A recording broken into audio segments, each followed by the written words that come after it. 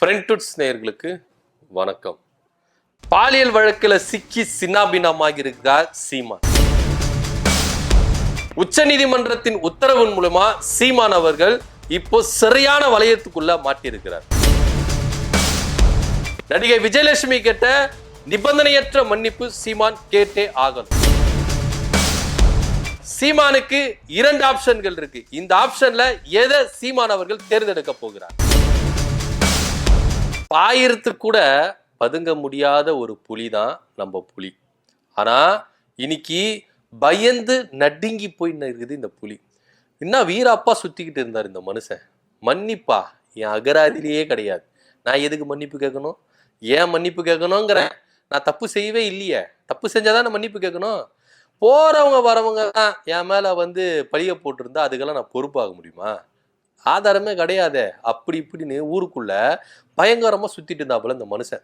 ஆனா உண்மையிலேயே இந்த மனுஷனுடைய பேச்சை கேட்டு நிறைய பேர் என்ன பண்ணாங்க, ஈர்க்கப்பட்டு ரொம்ப சிக்கி சின்னாபினமா போய் நிக்கிறாங்க. இப்போ ஏன்டா போய் இந்த மனுஷன் பேச்சை கேட்டு நீ உள்ள போனோம், இப்போ இப்படி இந்த நிலைமைக்கு நம்ம வந்துட்டோமே அப்படின்னு. நாம் தமிழர் கட்சி அப்படின்ற ஒரு கட்சி ஆரம்பிச்சு இளைஞர்களை வசப்படுத்தி தன்னுடைய பேச்சினால அப்படியே எமோஷ்னலா பேசி உறக்க சத்தமா பேசி அப்படியே ஒரு ரத்த கொதிப்போட பேசி மக்களை இளைஞர்கள் என்ன பண்ண தாம் பக்கம் இழுத்தது மாத்திரம் இல்லாம எல்லாருமே இப்ப வேதனைப்படுறாங்க. எங்க இளமை காலெல்லாம் முடிஞ்சு போயிருச்சு. எவ்வளவு சொத்துக்களை இழந்தோம், எவ்வளவு நகைகளை இழந்தோம், எவ்வளவு பணத்தை இழந்தோம் நாம் தமிழ் கட்சி சீமானை நம்பி. இன்னைக்கு எல்லாருமே வேதனைப்படுறாங்க. ஒவ்வொருத்தரும் வெளியே செய்தியாளர்களை சந்திக்கும் பொழுது வேதனை உச்சத்துல போயிட்டு என்ன பண்றாங்க, கொதிக்கிறாங்க. சே, இந்த அளவுக்கு நம்ம வேஸ்ட் பண்ணிட்டோமே, நம்ம காலத்தை வேற கட்சியில போயிட்டு நம்ம அந்த எஃபெக்டை போட்டிருந்தா இன்னைக்கு நம்ம உயர்ந்திருப்போம். இன்னைக்கு நாம் தமிழர் கட்சியில போயிட்டு சிக்கி சின்னாபினமாகி வெளியே வந்திருக்கிற இளைஞர்கள் கொடுக்கிற ஸ்டேட்மெண்ட் எல்லாம் பார்த்தா நாம் தமிழர் கட்சி ஒரு ஏமாற்றான கட்சி, ஒரு மாய பிம்பமான கட்சி அப்படின்னு சொல்லிட்டு தான் தெரியுது. இவர் சீமான் அவர் பேர் மேல ஏகப்பட்ட புகார்கள், பெரியாரை இழிவா பேசினது, வரலாறுகளை திரித்து பேசினது, இப்படி ஏகப்பட்ட வழக்குகள் எக்கச்சக்கமா இருக்கு. இதுல குறிப்பா ஒரே ஒரு வழக்கு தான் இவர் ஆட்டி படைச்சது அப்படின்னு சொல்லலாம். நிறைய வழக்கு இருக்கு. சமீப காலமா ஒரே ஒரு வழக்கு தான் இவர் ஆட்டி படைச்சது. அவர் குடும்பிய பிடிச்சி இப்படி லெஃப்ட் ரைட்டு கீழே மேல போட்டு என்ன பண்ணாங்க, ஆட்டி எடுத்துட்டாங்க. பயந்து போயிட்டு எப்பா நான் காவல் நிலையத்துக்கு போறேன், எல்லாரும் வாங்க அப்படின்னு சொல்லிட்டு எல்லாரையும் கூப்பிட்டு எல்லாம் என்னென்னமோ பேசுனாங்க. அதெல்லாம் ஒரு கதை இருக்கட்டும். இப்ப என்னன்னா, விஜயலட்சுமி அக்கா கொடுத்த வழக்கு தான் சீமான ஆட்டி படைச்சிச்சு. அந்த உண்மையிலேயே விஜயலட்சுமி அப்படின்ற நடிகை அவங்கள நீங்க ஒழுங்கா பார்த்துக்கிட்டு இருந்தீங்கன்னா இவ்வளவு பிரச்சனை வந்துடும். அவங்களுக்கு கொடுக்க வேண்டியதை நீங்க கொடுத்து அவங்களை எப்படி நீங்க சமாதானப்படுத்திருக்கணுமோ சமாதானப்படுத்திருக்கலாம். சீமான் நினைச்சிருந்தா சமாதானப்படுத்திருக்கலாம். ஆனா நான் எதுக்கு சமாதானப்படுத்தணுங்கிறேன், நான் எதுக்கு என் கை காசை போட்டு கொடுக்கணும்ன்ற, நான் எதுக்கு என் மன்னிப்பு கேட்கணும்? நான் தப்பே செய்யல. இன்னும் கேட்டா விஜயலட்சுமி அக்காவை தகாத வார்த்தைகளை சொல்லி அவங்கள திட்டினாங்க. அவங்க அப்பேற்பட்ட ஒரு பொண்ணு அப்படின்னு சொன்னாங்க. அப்படிப்பட்ட பொண்ணுனா நீங்க எதுக்கு போனீங்க அப்படின்ற கேள்வி கேட்கல. ஏகப்பட்ட வசைப்பாடுகள். இது பெண்களை பின்னாடி வைத்து கொண்டே அந்த அக்காவை அந்த அளவுக்கு இழிவா பேசுறாங்க. பின்னாடி இருக்கிற நாம் தமிழர் கட்சியுடைய மகளிர் அணி என்ன பண்றாங்க, சிரிக்கிறாங்க. வெக்கமா இல்ல, கேவலமா இல்ல? உங்களை போன்ற ஒரு பெண்மணிய உங்க கட்சி தலைவர் இழிவுபடுத்தி பேசுறாரு. இதுவே உங்களை யாருன்னா இழிவுபடுத்தி பேசிட்டா என்னென்ன ருத்ர தாண்டவாடுறீங்க. உங்க தலைவர் ஒரு பெண்ணை இழிவுபடுத்தி பேசுறாரு. அந்த பெண்ணை கற்பழித்து சீரழித்து அந்த பெண்ணை கொடுமைப்படுத்தி அந்த பெண்ணுக்கு அநீதி இழைச்சிருக்கிறார். அது ப்ரூவ் பண்ணியிருக்கிறாங்க. இப்போ விஜயலட்சுமி அக்கா மேல தப்பு இல்லைன்னா கேசியா உச்ச நீதிமன்றத்து வரைக்கும் போகுது. உயர் நீதிமன்றத்துல இருந்த கேஸ உச்ச நீதிமன்றத்துக்கு கொண்டு போனது யாரு? சீமான் தான். இத உக்காந்து பேசி தீர்த்து இருந்தாலே பிரச்சனை இருந்திருக்கிறாரு. இங்க உயர் நீதிமன்றத்துல அவர் அரெஸ்ட் ஆகிற ரேஞ்சி. அப்படி இவர் என்ன பண்றாரு, மேல் அப்பீலுக்கு உச்ச நீதிமன்றத்துல போய் நடுறாரு. என்ன நடுறாருன்னா, இந்த கேஸை டிஸ்மிஸ் பண்ணணும் அப்படின்னு சொல்லிட்டு இது பண்ண உயர் நீதிமன்றத்துல போட்டாரு. உயர் நீதிமன்ற நீதிபதிகள் என்ன சொல்றாங்க, இல்ல இந்த வழக்கை நாங்க தொடருவோம், இந்த வழக்கை நாங்க ஏத்துப்போம், இந்த வழக்கை நாங்க டிஸ்மிஸ்லாம் பண்ண முடியாது. ஏன்னா ஆதாரங்கள் அந்த அளவுக்கு சீமானுக்கு எதிராக குவிஞ்சு கிடக்கு. விஜயலட்சுமி அக்கா அந்த அளவுக்கு ஆதாரத்தை கொடுத்துருக்காங்க. ஏன்னா இது உண்மையா இருக்கவதான் நீதிபதிகள் சட்டத்துக்கு உட்பட்டு இந்த கேஸ் எடுத்து நடத்துவோம், இது காழ்ப்புணர்ச்சி எல்லாம் கிடையாது, எடுத்து நடத்துவோம்னு சொல்லிட்டு நீதிபதிகளை சொல்றாங்க. இப்படி இருக்கும்போது உச்ச நீதிமன்றத்துக்கு போறாரு.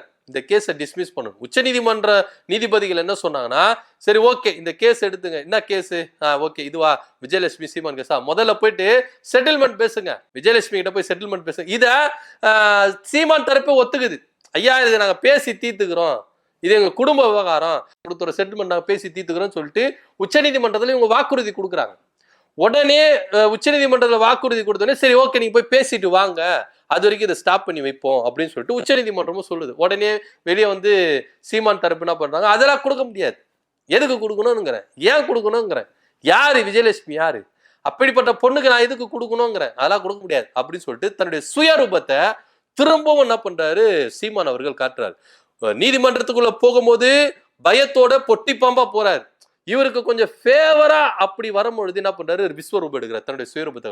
சீமானை நம்பி பின்னாடி இருக்கிற ஒவ்வொரு இளைஞர்களும் பெண்களும் இத கொஞ்சம் உன்னிப்பா கவனிக்கணும். உங்க வீட்டு பெண்களுக்கு இப்படி நடந்தா நீங்க சும்மா இருப்பீங்களா அப்படின்னு தான் கேட்க வேண்டிய ஒரு கேள்வியா இருக்கு. இதுவே உதாரணத்துக்கு எடுத்துப்போம், நாம் தமிழ் கட்சி நிர்வாகிகளை யாரோ ஒருத்தர் எதிர்கட்சி தரப்பு திமுகவோ இல்லை வேற யாரோ ஏதோ ஒன்று பண்ணிடுறாங்க, சும்மா இருப்பாங்களா? எல்லாம் பிராக்டிக்கலா யோசிச்சு பார்க்கணும். சும்மா இருப்பாங்களா? இந்நாள் வீதிக்கு வந்து இறங்கி போராடி இருக்க மாட்டாங்க. அண்ணன் சீமான் பேச்சு குரல் கொடுத்திருக்க மாட்டாரு, என்னென்னவோ குரல் கொடுக்குறாரு, மற்றவங்களுக்கெல்லாம் குரல் கொடுக்குறாரு. அண்ணா யூனிவர்சிட்டியில மாணவிக்கு பொள்ளாச்சியில் நடந்த அந்த சம்பவத்துக்கு எல்லாத்துக்கும் இறங்கி வந்து குரல் கொடுத்தாரு சீமான். ஆனா அவராலேயே ஒரு பெண்மணி சீரழிஞ்சு கிடக்குறாங்க, அதுக்கு எதனா கொடுங்க ஐயா அப்படின்னா கொடுக்க மாட்டேங்கிறார். கூட இருக்கிறவங்களே எதனா ஒன்று சொல்லுங்க, அண்ணனுக்கு என்ன பண்றாங்க, சொம்பு தூக்கிட்டு இருக்காங்க. இதுதான் நாம் தமிழ் கட்சியில் இருக்கிற சீமானுக்கு இருக்கிற ஒரு விஷயம். இப்போ இந்த வழக்கு சீமான் வந்து என்ன சொன்னாரு, விஜயலட்சுமி கிட்ட பார்த்து நாங்க செட்டில்மெண்ட் பண்றோம் அப்படின்னு. ஆனா விஜயலட்சுமி அக்கா தெளிவா இருக்கிறாங்க, இவங்க அதுக்கெல்லாம் ஒத்து வர மாட்டாங்க, இந்த கேஸ் எடுத்து நடத்தணும், இதுக்கு நான் எந்த அளவுக்கு உங்களுக்கு ஒத்துழைப்பு தரணும் தரேன், நான் ப்ரூஃப் எல்லாம் தரேன், இது வந்து எனக்கு செட் ஆகாது, இதை நீங்க கேஸ் எடுத்து நடத்தணும் அப்படின்னு சொல்றாங்க. ஆனா இவங்க முதல்ல செட்டில்மெண்ட்டுக்கு வரல, உள்ள என்னவோ பேசுனது செட்டில்மெண்ட்டுக்கு தான். ஆனா வெளியே வந்த பிறகு இவங்க முக பாவனையே மாறுது, இவங்க ரூட்டே மாறுது. உடனே விஜயலட்சுமி அக்கா உஷாராகி என்ன பண்ணாங்க, திருப்பி நான் இந்த கேஸ் நடத்தணும் அப்படின்னு சொல்லிட்டு அவங்க என்ன பண்றாங்க, புஷ் பண்றாங்க. உடனே சீமான் தரப்பு என்ன பண்றாங்க, இல்ல இந்த கேஸை டிஸ்மிஸ் பண்ணணும் அப்படின்னு சொல்றாங்க. இப்படியாய் வழக்குகள் போயிட்டு இருக்கும் பொழுது நேற்று தினத்துல இந்த வழக்கு விசாரணைக்கு வந்திருக்கு. விசாரணைக்கு வரும் பொழுது விஜயலட்சுமி தரப்புல இருந்து என்ன பண்ணிருக்காங்க, சீமான் எனக்கு அநீதி இழைச்சிருக்கிறாரு, எனக்கு நம்பிக்கை கொடுத்திருக்கிறாரு, நான் உன்னை கல்யாணம் பண்ணிக்கிறேன் அப்படின்னு நம்பிக்கை கொடுத்திருக்காரு, ஒரு கோயில்ல வச்சு எனக்கு தாலியை கட்டி இருக்கிறாரு, இதுக்கு எல்லா ப்ரூஃபும் இருக்கு, ஆடியோ ப்ரூஃப் இருக்கு, வீடியோ ப்ரூஃப் இருக்கு, போட்டோ ப்ரூஃப் இருக்கு, எல்லா ப்ரூஃபும் இருக்கு, இந்தாங்க வச்சுக்கோங்க அப்படின்னு சொல்லி எல்லாத்தையும் சப்மிட் பண்ணிட்டாங்க. எனக்கு ஒரு நியாயம் கிடைக்கணும் அப்படின்னு சொல்லியிருக்காங்க. இப்போ நீதிமன்றத்துல இருந்து நீதிபதிகள் என்ன ஒரு உத்தரவு கொடுத்திருக்காங்கன்னா, இந்த கேஸ டிஸ்மிஸ் பண்ணணுமா நடத்தணுமா அப்படிங்கிறது சீமான் கையில இருக்கு, எங்க கையில இல்ல.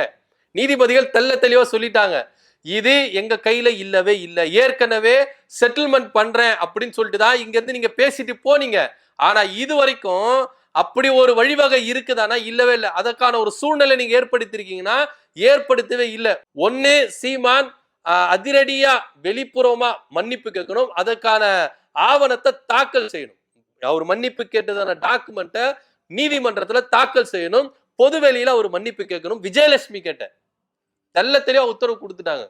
அண்ணன் வீராப்பா இருந்தாரு, நான் எதுக்கே மன்னிப்பு கேட்கணும், நான்லாம் தப்பே பண்ணல, தப்பு பண்ணேன், ஒரு காலத்துல தப்பு பண்ணேன், ஆமா தப்பு பண்ணேன் ஒத்துக்கினேன், ஆனா விஜயலட்சுமின்ற பெண் வேற மாதிரி ஒரு பெண், விலை மாதிரி பெண் அப்படின்ற மாதிரி சொல்லிட்டாரு. அப்படிப்பட்ட பெண்ணுகிட்ட நீங்க எதுக்கு போனீங்க அப்படின்னு தான் நிறைய பேர் என்ன பண்ணாங்க, கேள்வி கேட்டாங்க.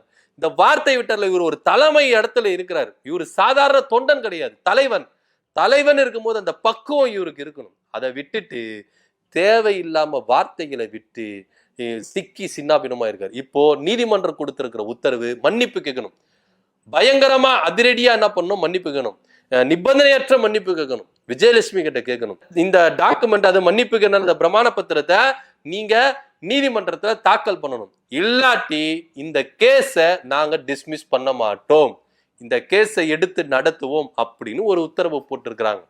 இப்ப இந்த உத்தரவு கிடைச்சோன்னா அண்ணனுக்கு விழி பிதுங்கிருச்சு, மன்னிப்பே கேட்க மாட்டேன், நான் தப்பே பண்ணல அப்படின்னு வெளி உலகத்துக்கு சொல்லிட்டு வந்த சீமான் இப்போ அப்படியே சிறுத்த கூண்டுக்குள்ள சிக்கிட்டாரு. இப்ப அண்ணனுக்கு சீமான் அண்ணனுக்கு வேற வழியே கிடையாது, மன்னிப்பு கேட்டு ஆகணும். விஜயலட்சுமி அம்மா நான் மன்னிச்சிருமா, நான் பண்ண தப்பு தான், மன்னிச்சுக்கோ அப்படின்னு, ஐ எம் வெரி சாரி அப்படின்னு சீமான் அவர்கள் என்ன பண்ணணும், விஜயலட்சுமி அக்கா கிட்ட மன்னிப்பு கேட்கணும், கால விழணும், வேற வழியே கிடையாது. ஆனா இது இந்த வழக்குக்கு இறுதியான தீர்ப்பெல்லாம் கிடையாது, ஒரு உத்தரவு போட்டிருக்கிறாங்க. இப்ப சீமான் இந்த கேஸை டிஸ்மிஸ் பண்ணணும் அப்படின்னு தான் சொல்லியிருக்கிறாரு. இப்போ இது ஒரு பிரச்சனைக்கு வரணும்னா ஒண்ணு விஜயலட்சுமி கிட்ட மன்னிப்பு கேட்கணும், அதுக்கான பிரமாண பத்திரத்தை நீங்க இங்க தாக்கல் பண்ணணும் அப்படின்னு சொல்லி ஒரு உத்தரவு தான் போட்டிருக்காங்க. இந்த கேஸ் அடுத்த கட்ட லெவலுக்கு போக தான் போகுது. அதுக்கப்புறம் நீதிமன்றத்துல இருந்து விஜயலட்சுமி அவர்களுக்கு என்ன இழப்பீடோ அதெல்லாம் அவங்க என்ன பண்ணுவாங்க, பெற்றுக் கொடுப்பாங்க. அதுல இருந்து மாற்று கருத்து இல்லை. ஆனா இப்போதைக்கு சீமானுக்கு ஒரு செக், உச்ச நீதிமன்றம் வச்சிருக்கிற ஒரு செக்கு, ஒரு குட்டு. இப்ப இவர் மன்னிப்பு கேட்கணும். பொதுவெளியில இவரு அதிரடியா மன்னிப்பு கேட்டு ஆகணும், விஜயலட்சுமி அக்கா கிட்ட மன்னிப்பு கேட்டு ஆகணும். பிளஸ் இந்த பிரமாண பத்திரத்தை அவர் தாக்கல் பண்ணணும். பண்ணலனா இந்த கேஸ் டிஸ்மிஸ் பண்ண மாட்டாங்க. இது விசாரணைக்கு எடுத்துக்கொள்ளப்பட்டு எப்படி இவரு உயர் நீதிமன்றத்துல சிக்கினாரோ உச்ச நீதிமன்றத்துல போய் சிக்குவாரு அப்படின்னு தான் இங்க பார்க்க வேண்டிய ஒரு விஷயமா இருக்குது. இப்போ சீமான் அண்ணன் மன்னிப்பு கேட்டு விஜயலட்சுமி கிட்ட மன்னிப்பு கேட்டு இவரு கொடுக்கணும். ஆனா அண்ணன் மன்னிப்பு கேட்க மாட்டார, இவர் தான் தப்பே பண்ணலையேன்னார, நான் எதுக்கு மன்னிப்பு கேட்கணும், அவங்க அப்படிப்பட்ட பொண்ணு, அவங்க கிட்ட நான் எதுக்கு மன்னிப்பு கேட்கணும் அப்படி இப்படின்லாம் சொன்னாரு. இப்ப என்ன பண்ண போறாரு, இப்ப ஒரு சிக்கிட்டாரு, ஒண்ணுமே பண்ண முடியாது, செஞ்ச தப்புக்கு மன்னிப்பு கேட்டுதான் ஆகணும். கேட்பாரு, ஏன்னா கேஸ்ல விடுதலை ஆகணும், மன்னிப்பு தானே அப்படின்னு சொல்லிட்டு போவார். ஆனா இவரு மன்னிப்பு கேட்டார்னா தப்பு செஞ்சது ஊர்ஜிதமாயிடும், இவர் செஞ்ச சேட்டைகள் அட்டுழியங்கள் எல்லாமே இங்க ஊர்ஜிதமாயிடும். அது மாத்திரம் இல்லாம இவர் மன்னிப்பு கேட்டுட்டா அடுத்த கட்டமா விஜயலட்சுமிக்கு கொடுக்க வேண்டிய இழப்பீடுகளை கொடுத்துதான் ஆகணும், வேற வழியே கிடையாது அப்படின்னு இவர் சிக்கி இப்ப இருக்கிறார். ஒண்ணு இந்த கேஸை நடத்துங்க, நான் மன்னிப்பெல்லாம் கேட்க முடியாது, நான் எதுக்கு மன்னிப்பு கேட்கணும், இந்த கேஸை நடத்துங்க அப்படின்னு சொல்லிட்டு கேஸை நடத்திட்டு போகணும். இல்லாட்டி மன்னிப்பை கேட்டு விஜயலட்சுமிக்கு கொடுக்க வேண்டியதை கொடுத்துட்டு இந்த கேஸை முடிக்கிறதுக்கு இவர் வரணும். இது ரெண்டே ஆப்ஷன் தான் அண்ணனுக்கு இருக்குது. இப்போ வெளி பிதுங்கி நிக்கிறாரு. இதை எப்படி எடுத்துட்டு போறாரு அப்படின்ற பொறுத்திருந்து பார்க்கலாம். நடிகை விஜயலட்சுமி கிட்ட நாம் தமிழ் கட்சி ஒருங்கிணைப்பாளர் சீமான் அவர்கள் நிபந்தனையற்ற மன்னிப்பு கேட்கணும், அந்த மன்னிப்பு பிரமாணத்தை நீதிமன்றத்துல தாக்கல் பண்ணணும் அப்படின்னு சொல்லிட்டு உச்ச நீதிமன்றம் உத்தரவு கொடுத்திருக்கு. இதை பத்தியோட கருத்து என்ன அப்படின்றத கீழே கமெண்ட் பண்ணுங்க. நன்றி, வணக்கம்.